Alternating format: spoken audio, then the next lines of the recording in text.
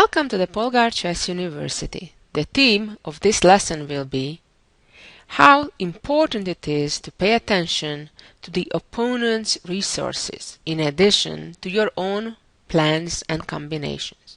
Also, another lesson will be, remember, a game is never over until it's over. Meaning, until your opponent resigns, you always have to be on the lookout for your opponent's plans, traps, and things they want to do to you. Well, let's see some examples when one side or the other was careless. Here is our first example that was played about half a century ago in a game in France. Well, let's see what's going on here.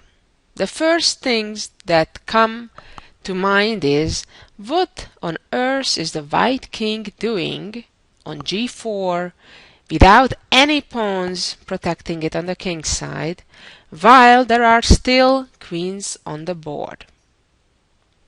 True, it's certainly not an ideal position for white, and in addition to that problem, it is black who has the material advantage as well, and more pawns are likely to fall in the near future. But of course, the main problem that white has is the lack of safety for his own king. Also, we can see that the black rook right now is under attack by white's knight, but that's something easy to deal with. The rook can simply move away.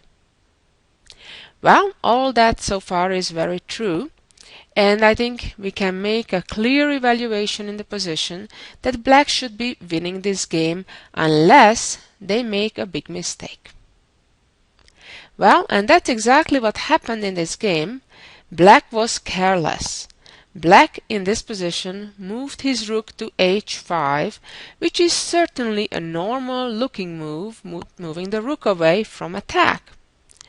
However, what black has forgotten about is white's counterplay. And you have to be always on the lookout in a search for your opponent's opportunities as well. Only so you will be able to make objectively correct decisions. So right now, I suggest you take a little bit of time and try to figure out what should white do. What did black allow with his last move? And the answer to that is a very nice combination. You can see how the white queen and the white rook are lined up together on the f file against black's f7 pawn.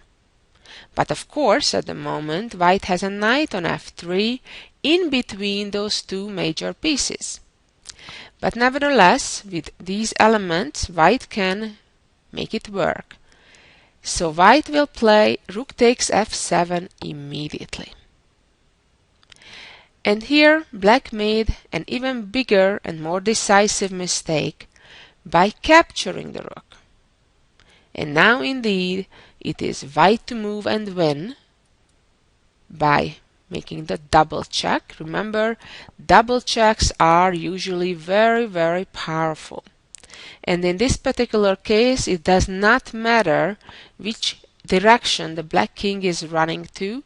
If it would be running to the king's side, the checkmate arrives after queen f7, and then doesn't matter where the king goes, whether to h6 or moves to the corner, and the checkmate arrives with the knight. Or if the king ran the opposite way, then again the white queen and knight cooperate beautifully, and black ends up being checkmated. Pretty remarkable how the tables can turn in such a short time just by making one careless move. If we go back to the starting position of this position, and we saw that after the rook h5, rook f7, it was black who needs to be careful. Although I would like to add that here not all was quite lost yet for black. The real blunder losing the game was by capturing white's rook. Remember, when your opponent gives a sacrifice, and if you see that accepting the sacrifice means losing, look around. You may have an additional option in not accepting the sacrifice and still staying in the game. In this case, black's best option was actually to get out of the check and still maintain material balance, and it's true now that both kings are in danger, but nevertheless black can still hold the game here. For example, a possible end would be white trying to bring the queen closer to the attack, and then black bringing his knight closer to the attack to attack white's king. And now, if white prevents the black knight from coming to e3, the knight would go to d4. And in this position, white is better off forcing a draw while they can, because still the white king is the one that's more in danger. So therefore trading knights would be suicidal. The only way for white to save the game actually is to give up the rook a second time in order to gain the momentum to get the queen into the attack and then constantly attack the black king with the checks one after another. So we learned that after rook f7, not all was lost yet. Black had to play king h6, and then in fact white still had to be rather resourceful to save the game. But let's go back all the way to the beginning here. Now that we know that white has this hidden threat of playing rook f7 and then a double check and a checkmate idea, well, what black could have done, the simplest, is to first play f5 check, and only when the king moves out, depends where, then move the rook away. Or for example, if the king retreats to the third rank, that would mean that now the knight is in a pin, and therefore the rook is not even in a rush to move. In fact, black could play g5 immediately, trapping white's rook. So it's pretty impressive that just in one move things can change so much, and missing an opportunity of the opponent, and therefore black fell into a trap. In addition to the most efficient way, which we saw f5 in this position, naturally a simple retreat to e7 would also maintain black's big advantage. Let's move on to the next example. Here we go. Well, let's look at this position for a moment. What do we see? First of all, we see material balance, and white seems to be at least a little bit better in that the rook on d1 is occupying the d file. Black seems to have two targets in the e5 and c5 pawns. It may not be a major advantage, but certainly I'd prefer playing with white in this position. And one option would be to play b3 here. Another one may be to instead move the king out from potential trouble. We can see how the black queen and the white king are on the same diagonal, and what that means is that if the c5 pawn would have the opportunity to move forward, that could be a discovered check, and that could create some tactical opportunities for black. So moving the king out, maybe to h2, would certainly be my first thought. So let's go back to this situation and see what happened in the game. White noticed that can capture the pawn on e5, and in fact it was a grandmaster who did that, and this is a typical example of being careless. Experience has shown that Whenever you have an opportunity to capture a piece that's seemingly for free, it is the time to search for some hidden trick. Why did the opponent allow that? And especially, like in a situation as this one, when there is a discovery check in the picture. I suggest you try to take a little bit of time and try to figure out what Black had in mind. And Black here played Rook to d4, a pretty solid looking move, yet extremely powerful. On one hand, it disconnects between the white queen and the knight, and on the other hand, it attacks white's rook on d1. Now, what that means is that if the white rook moves away, other than capturing black's rook, then the knight on e5 falls. Or, if the knight would move away, then black would capture white's rook, moreover with a check. So, therefore, white doesn't have much of a choice but to trade the rooks, and now black recaptures. Now the problem still continues in that there is a pawn in between the white queen and knight, so therefore white has to be very careful what to do. In fact, the white queen does not have a good place to go where it would still protect the knight on e5 from. So white came up with a little trick, but it doesn't help. Played queen c8, black made a discovered check, king h2, knight takes knight, and white's hope was that now we'll give a fork. The problem is it may win the knight back, but black's d pawn becomes far too advanced and becomes unstoppable. Black blocks the check, white played h5 and resigned, by the way, because black would just advance the pawn further, and even though white can stop temporarily the promotion of the pawn, but black will simply bring the queen closer, and then on the next move just come to e1 or e2 and then promote the pawn. So what's the moral of the story here? Well, when you have something to capture for free, don't be afraid, but be careful and look out for maybe some hidden opportunity of the opponent. And only if after a search you couldn't find anything, then of course capture it. But always have that suspicion that your opponent is not there to help you. Your opponent is not there to give you free gifts. As they say, there is no such thing as a free lunch. And that's what white suffered for in this game. Just took the pawn on e5, allowing rook d4, and then after that white couldn't avoid losing a piece. Let's move on to the next example, which was played in a game in 1997 in Germany. In this position, it's quite obvious that white has a preferable position, in that white has more space advantage, the white pieces are more active, but of course the game could still go on for quite a long time.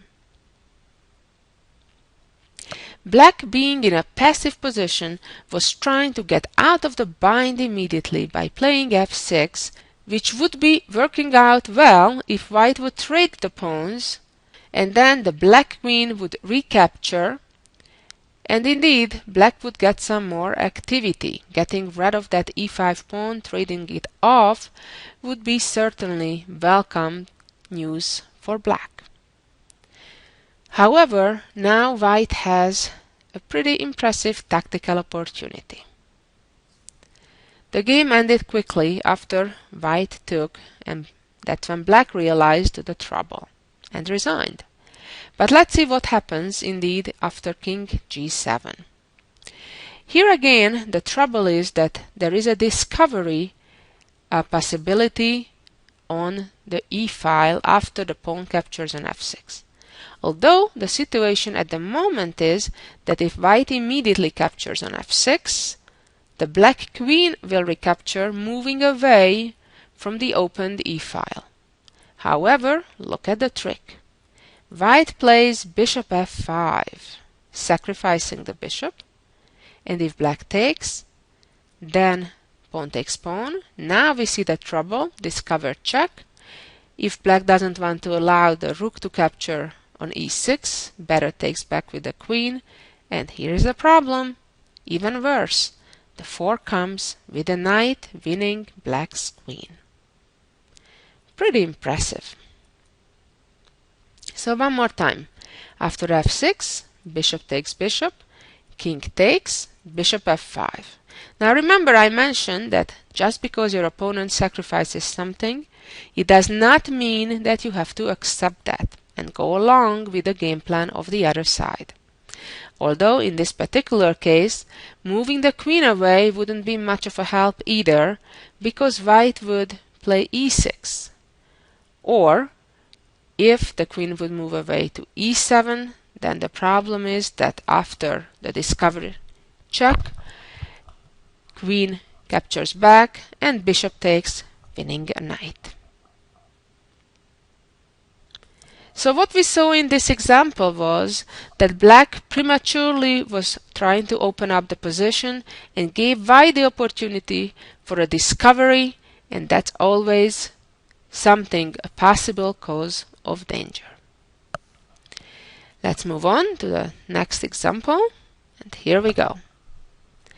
Well, in this position, what do we see? Material balance, first of all, and then in addition, we see that white has two knights against two black bishops. Generally, the two bishops are to be preferred, but not in a situation when a bishop is kind of stuck in a corner behind his own pawn. And more importantly, that pawn has no foreseeable future of movement because white has an excellent knight blocking that possibility. So therefore, in this case, the white knights are better than the two black bishops. Nevertheless, the game is, while clearly worse for black, is not yet lost. But black made a careless move, hoping for counterplay. Black moved the queen to b3, hoping to then go to a2 and cause some trouble for white. The problem is that black forgot that the bishop on d5 is in a pin, and therefore white can use that pin right away. Can you see the move how?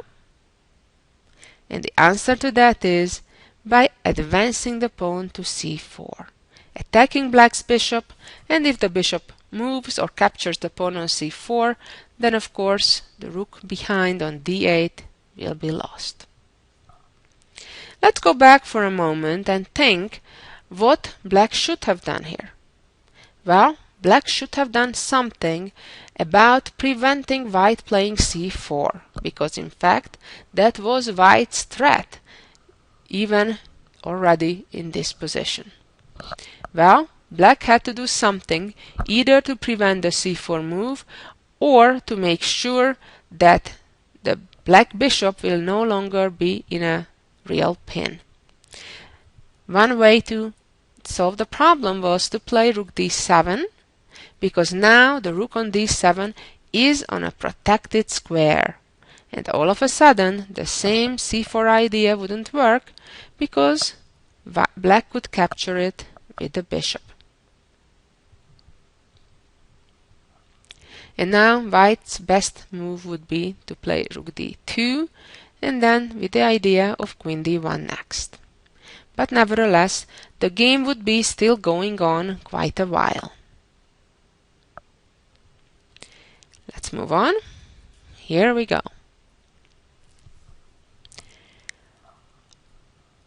In this position, we can see that white is up 3 pawns. And it's a perfect example when white forgot the famous saying that the game is not over until it's over. It seems that pretty much almost anything should be winning here for white.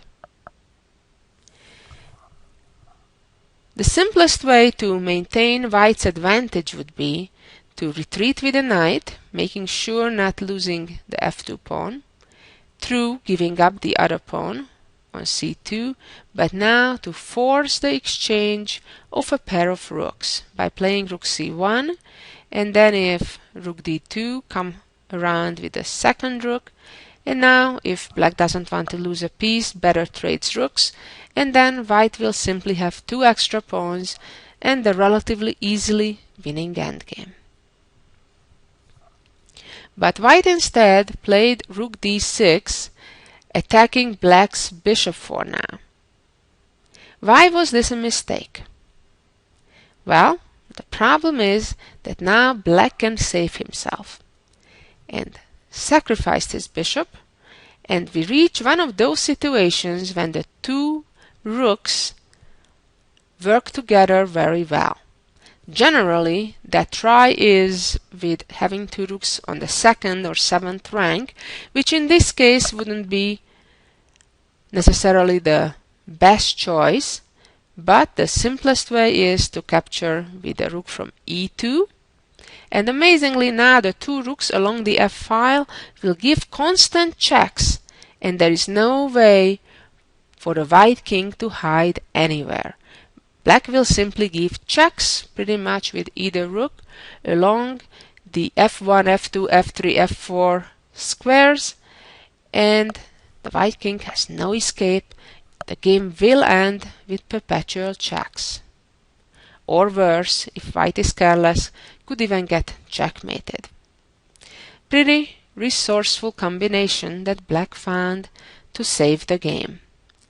Another moral that we're learning from this example is that when you have a lot of material advantage, like in this case 3 pawns, it's more important to prevent the opponent's tactical opportunities and counterplay and give some of the advantage back. Because it's usually sufficient to win a game with 2 extra pawns. You don't really need that third extra pawn, but it's more important that your position remains safe and your king gets away from trouble. And finally, let's see the jewel of the week.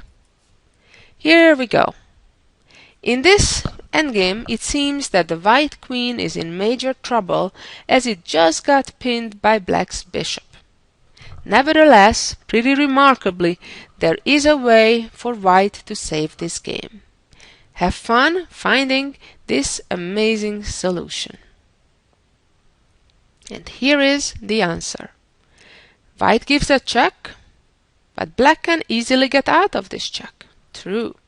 And now white is ready to give a discovered check. True. But isn't that still losing the queen?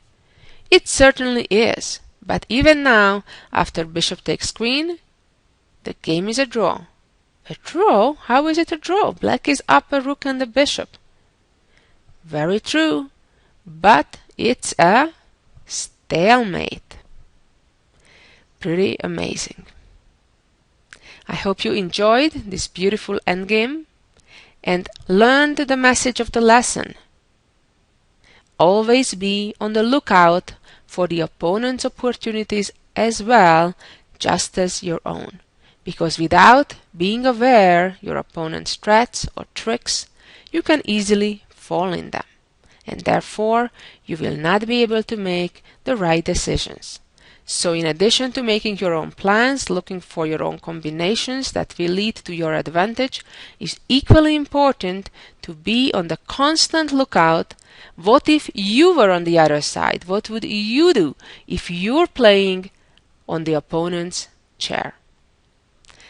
Well, hope this is a good reminder, and be back next week for some more chess advice. Bye bye for now.